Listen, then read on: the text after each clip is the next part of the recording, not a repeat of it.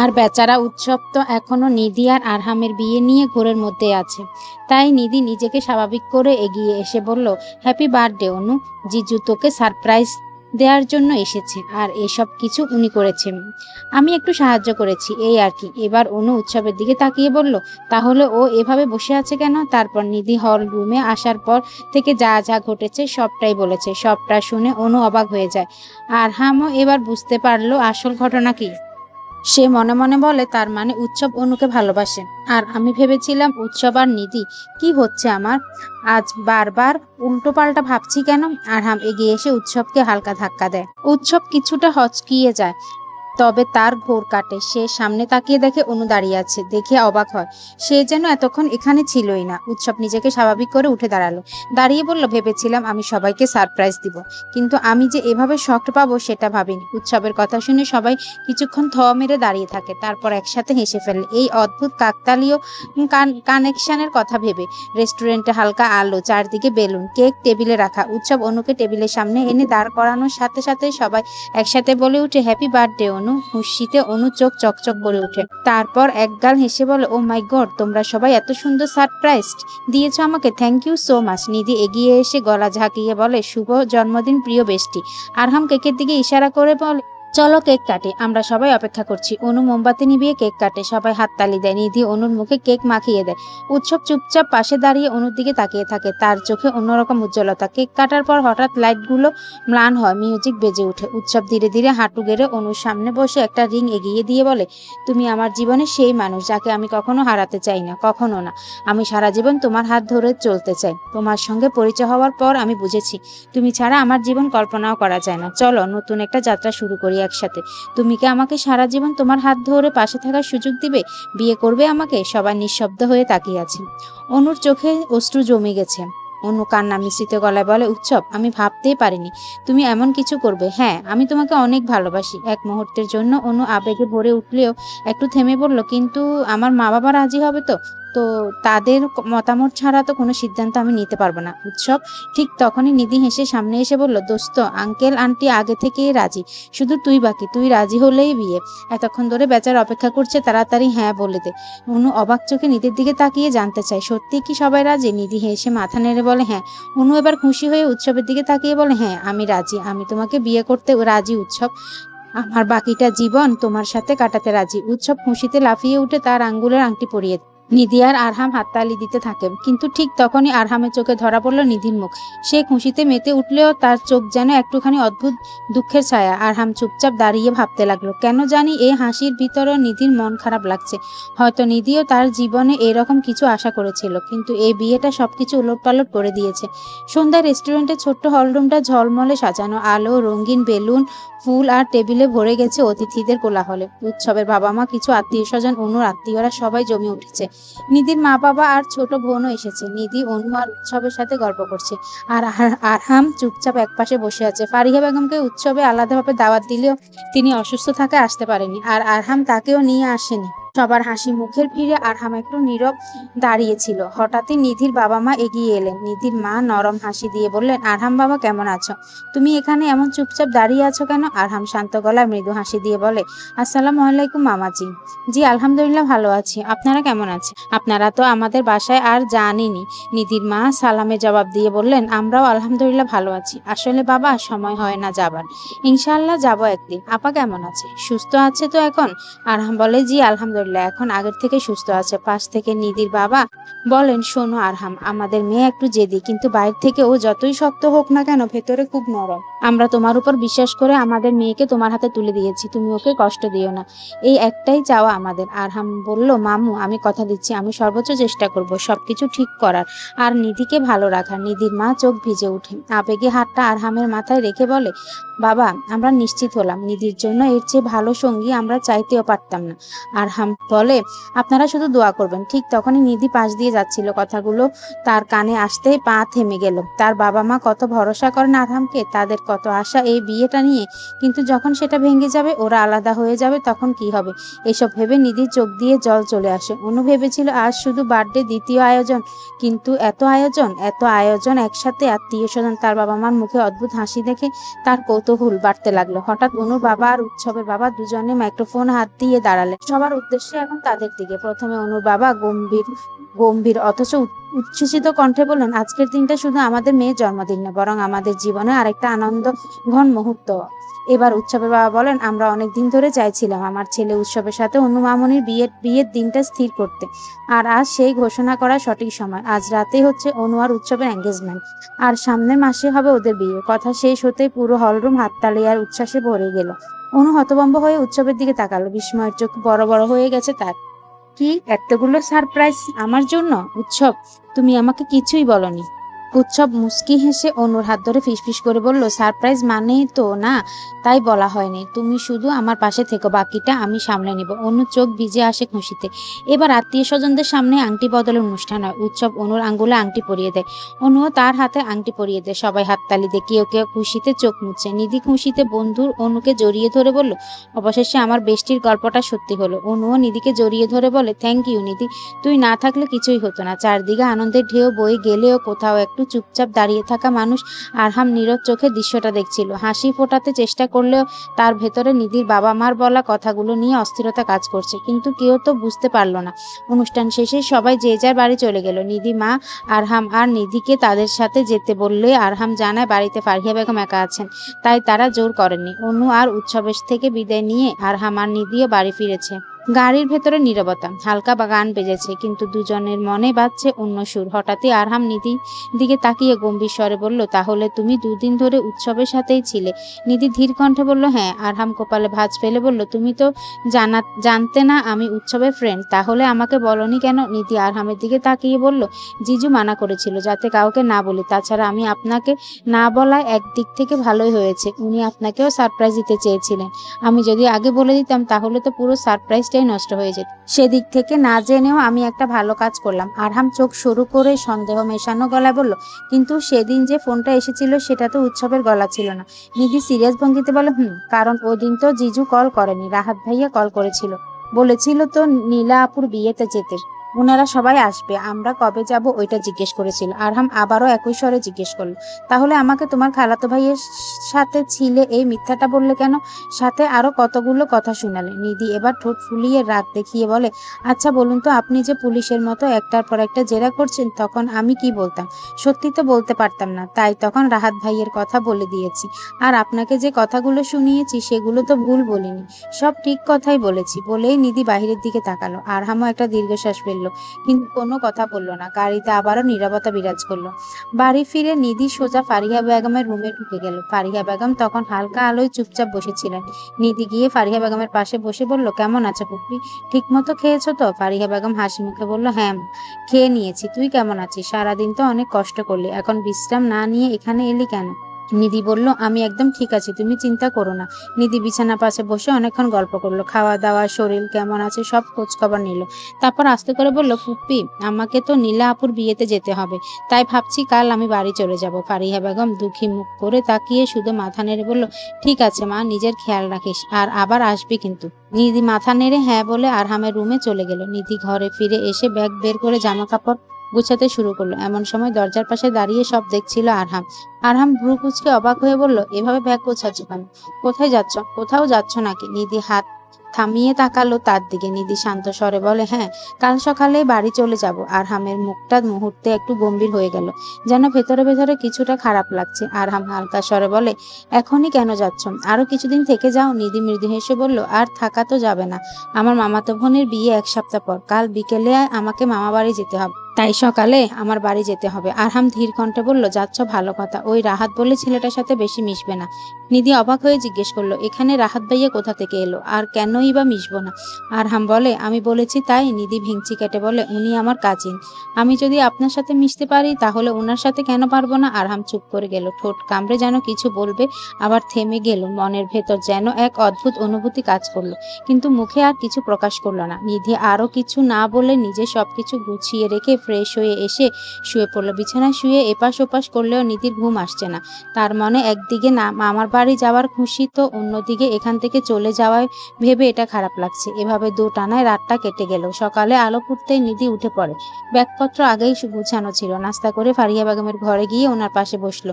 আমি চলে যাচ্ছি পুপি, নিজের খেয়াল রাখবে কিন্তু, ঠিক সময় মতো ওষুধ খাবে।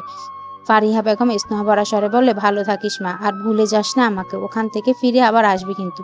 নিধি মাথা নেড়ে সম্মতি দেয়। তারপর আরহামকে এক পাশে দাঁড়িয়ে থাকতে দেখে শান্ত গলায় বলল, চললাম, খেয়াল রাখবেন। আরহাম শুধু মাথা নাড়ালো, চোখ মুখে যেন কিছুটা শূন্যতা, কিন্তু কিছুই আর বলল না। দি সবার থেকে বিদায় নিয়ে গাড়িতে উঠে পড়ে। বাড়ি পৌঁছে আবারও বাবা মা আর বোনের সাথে দেখা করে। গল্প হাসি, মনে হলো অনেকদিন পর নিজের আপন আঙ্গিনায় ফিরে এসেছে। কিছুক্ষণ রেস্ট নিয়ে দুপুরে খাবার খেয়ে বিকেলের দিকে তার মামার বাড়ির উদ্দেশ্যে রওনা হলো।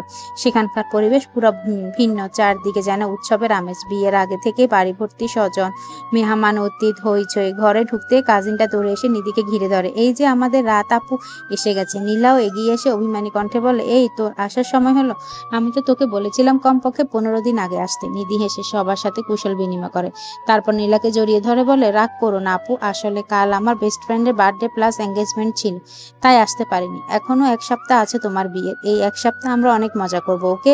তারপর শুরু হলো আড্ডা, গল্প, বিয়ের কেনাকাটা নিয়ে আলোচনা। কেউ গানের প্র্যাকটিস করছে, কেউ নাচের স্টেপ নিয়ে ব্যস্ত, কেউ বা টুকটাক মজা করছে। নিধির মারা 3 বোন 2 ভাই, নিধির বাকি 2 খালা, খালাতো ভাই বোনেরা সবাই চলে এসেছে। বিয়ের অজুহাতে অনেকদিন পর সবাই একসাথে হবে, মজা করবে, তাই প্ল্যান করে এত তাড়াতাড়ি আসা। সন্ধ্যার দিকে রাহাত এলো। নিধি তাকে দেখে ভ্রু কুচকে বলল, আরে রাহাত ভাইয়া, আপনি এখন এলেন? আপনি না সব দায়িত্ব নিয়েছেন, আর আপনি সবার শেষে এলেন? রাহাত নিধির দিকে তাকিয়ে বলল, জি না, আমি সকালে এসেছি, এখন একটা কাজে গিয়েছি। নিধি ঠোঁট গোল করে বলে, ও। হাসি ঠাট্টায় ভরে উঠল পুরো সন্ধ্যায়। নিধিও মনটা হালকা হয়ে গেল। বাড়ির ঝকঝকে আলো, হাসি মুখ আর কাজিনদের সাথে আড্ডায় মেতে আরহামের কথা প্রায় ভুলেই গেছে। এখানে এসে একবার ফারিয়া বেগমকে কল করে বলেছিল যে তারা পৌঁছে গেছে, আর কোনো যোগাযোগ হয়নি। আড্ডার এক পর্যায়ে নিধির একটা কাজিন বলল, আমরা তো প্রায় অনেক দিন পর সবাই একসাথে হয়েছি, এখন সবাই মিলে একদিন কাছে কোথাও ঘুরতে গেলে কেমন হয়? সবাই একসাথে সম্মতি জানালো। রাহাত হেসে বলল, অবশ্যই, সবাই মিলে একদিন কোথাও ঘুরে আসা তো যায়। সিদ্ধান্ত হলো কাল সবাই একসাথে ঘুরতে যাবে, পাশে একটা ঝর্ণা আছে, সেখানে যাবে তারা। আড্ডা চলছিল, হঠাৎ নীলা দুষ্টুমি করে বলল, এই রাত, আমরা তো কোনোদিন ওই তোর হাতের রান্না খেলাম না, আজ কিন্তু তোকে রান্নাঘরে ঢুকতে হবে, আর আমাদের সবার জন্য রান্না করতে হবে। নিধি চোখ গোল করে বলল, আরে ভাই, আমি যদি রান্নাঘরে ঢুকি তাহলে বিয়ে বাড়ি আর বিয়ে বাড়ি থাকবে না, সব পুড়ে ছাই হয়ে যাবে। সবাই হেসে গড়াগড়ি খেতে লাগলো। রাহাত হেসে বলল, ঠিক আছে, রান্না করতে হবে না, কিন্তু কাজিনদের খাওয়াতে হবে, কালকে খাওয়ার বিল তুই দিবি, ওকে?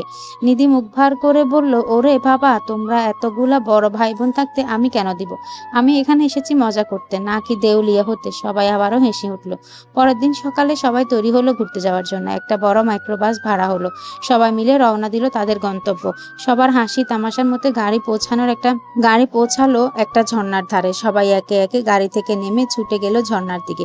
ঝর্ণা ঠান্ডা পানিতে সবাই ভিজলো, একে অপরের দিকে পানি ছুটতে লাগলো। নিধিও সবার সাথে ভিজে হেসে কুটি কুটি হয়ে গেল। কেউ ছবি তুলছিল, কেউ ভিডিও বানাচ্ছিল। রাহাত ভাইয়া একটা গ্রুপ সেলফি তুললো, সেখানে নিধি একেবারে সামনে রাহাতের পাশে দাঁড়িয়ে আছে, আর তার পাশে আছে বাকি কাজিনটা। ছবিটা নিধি নিজের ফোনে নিয়ে ফেসবুকে আপলোড দিল। Cousin plus fan, unlimited happiness. সেখান থেকে তারা একটা রেস্টুরেন্টে লাঞ্চ করতে গেল। সেখানে গিয়েও নিধি খাবারের ছবি তুলে আপলোড দিল। তারপর বিকেলের দিকে সবাই পাশের মাঠে গিয়ে চা স্ন্যাক খেলো, আড্ডা জমলো, আর গানের আসরও হলো। কেউ রবীন্দ্রনাথ গাইলো, কেউ হিন্দি গাইলো, কেউ সন্ধ্যার দিকে আবার সবাই বাড়ি ফিরে এলো। সন্ধ্যার পর ঘরে বসে আরহাম মোবাইল হাতে স্ক্রল করছে, হঠাৎ ফেসবুকে চোখ পড়লো। নিধির দেওয়া ছবি ছবিটা, রাহাতের একদম পাশে নিধি দাঁড়িয়ে আছে, চারপাশে কাজিনরা মজা করছে। ছবির caption cousin plus fun unlimited happiness. আরহামের কপাল ভাঁজ পড়ল, সেই গজগজ করতে লাগলো। এই মেয়ে তো আমার কথা একেবারে ভুলেই গেছে, সারাদিন মজা করে বেড়াচ্ছে, আর এখান থেকে যাওয়ার পর থেকে আমাকে একটা ফোনও করলো না। আর দেখো কিভাবে নিচে বেড়াচ্ছে। সে সাথে সাথে কল দিল নিধিকে, কিন্তু রিং হয়ে কেটে গেল। তবে সে দিতে থাকলো, প্রথমে একটা, তারপর আরেকটা, ধীরে ধীরে কলের সংখ্যা বাড়তে লাগলো। কিন্তু নিধির ফোন তখন চার্জ শেষ হয়ে বন্ধ হয়ে গিয়েছিল। তাই সে ফিরে এসে ফোন অন করে চার্জে লাগিয়ে আর চিন্তা না করে আবারও কাজিনদের সাথে আড্ডা মেতে উঠলো। গান, হাসি, ঠাট্টায় সময় কেটে যাচ্ছিল আনন্দে। অন্যদিকে আরহামের রাগ যেন প্রতিক্ষণে বেড়ে যাচ্ছিল। আর সাথে কলের সংখ্যাও 10, 20, 30, তারপর একসময় 50 ছড়িয়ে গেল। কিন্তু তবুও নিধি ফোন ধরল না। রাগে গর্জে উঠলো আরহাম, ফোনটা মুঠোয় চেপে ধরে দাঁতে দাঁত চেপে পড়লো। একবার হাতের কাছে পাই তখন বোঝাবো আমার ফোন না ধরার ফল কি, ঘুরে বেড়ানো আর স্ট্যাটাস আপলোড করা বের করবো। অবশেষে নিধির বোন রিদিকে ফোন দিল। ফোন ধরতেই জিজ্ঞেস করলো কড়া গড়ায়, নিধি কোথায়? রিদি অবাক হয়ে বলল, আরে ভাইয়া আপনি এভাবে রেগে আছেন কেন? আর আপু তো আমাদের সাথে বাইরে ছিল, আমরা সবাই আড্ডা দিচ্ছিলাম। তবে এখন সে রাত ভাইয়া আর নীলা আপুর সাথে কিছু নিয়ে আলোচনা করছে। কেন, কি হয়েছে? নিধি রাহাতের সাথে আছে শুনে আরহামের রাগ সপ্তম আকাশে উঠে গেল।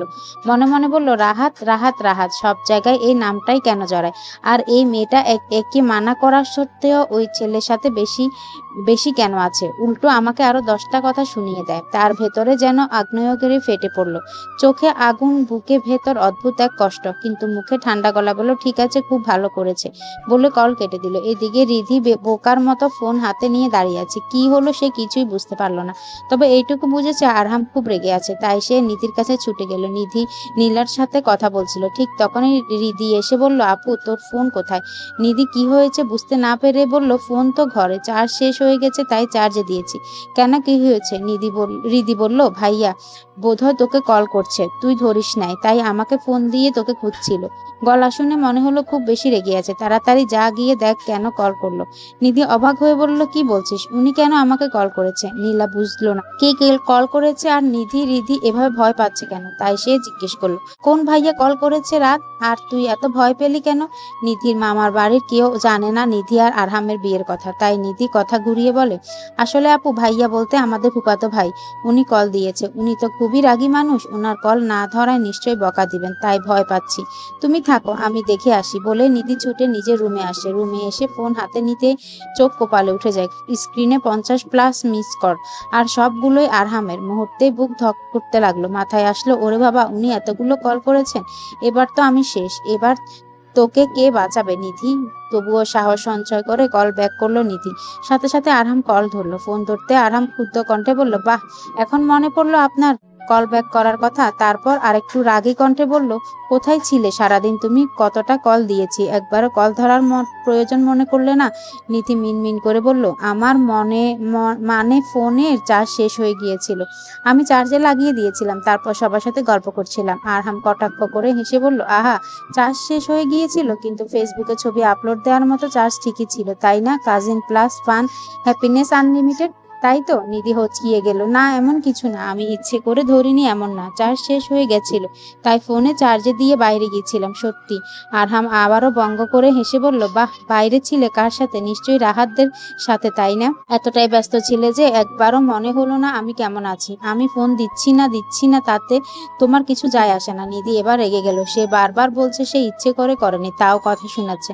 তাই সে রাগ মিশ্রিত গলায় বলে, আমি ইচ্ছে করে কিছু করিনি, আপনি অকারণে রেগে যাচ্ছেন।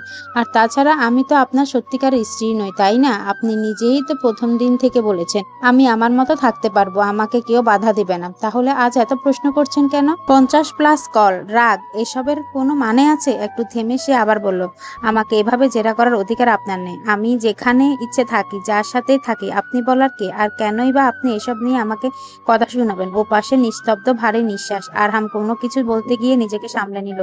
শুধু আস্তে করে বলল, তুমি জানো না আমি কেন এমন করছি? নিধি কষ্ট নিয়ে হেসে উঠল, না আমি জানি না, আর আমার তো মনে হয় আপনি নিজেও জানেন না। জানেন আপনি এগুলো কেন করছেন? বলে নিধি কল কেটে ফোনটা বিছানার উপর ছুঁড়ে মারে। নিধি ফোন কেটে দেওয়ার পর চুপচাপ বিছানায় বসে রইল। বুকের ভেতর ধুক ধুক করছে, চোখের পানি জমে এলো, কিন্তু সে জোর করে সেটা মুছে ফেললো। আমি কেন এত কষ্ট পাচ্ছি? আমি তো আর ভুল কিচ্ছু বলিনি। উনি তো বলেছে আমাদের কোনো সম্পর্ক নেই, তাহলে আজ ওনার ফোন না ধরা এত রাগ করলেন কেন? আর আমি যার সাথে যেখানে থাকি উনি কেন এভাবে কথা শোনাবেন? নিধি নিজেকে এসব বোঝাতে চেষ্টা করলো, কিন্তু ভেতরে ভেতরে অদ্ভুত টান এড়াতে পারল না। অন্যদিকে ফোন কেটে দেওয়ার পরও আরাম চুপ করে বসে রইল। ঘর অন্ধকার, শুধু মোবাইলের স্ক্রিন জ্বলছে। তার চোখ আটকে আছে নিধির দেওয়া ছবিটাতে, আর রাহাতের পাশে দাঁড়িয়ে নিধির উজ্জ্বল হাসি।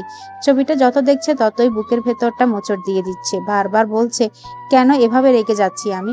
মানছে নিধি আমার স্ত্রী, কিন্তু তা তো শুধু নামই মাত্র। তাহলে কেন অন্য কারোর সাথে দেখলে আমি সহ্য করতে পারি না?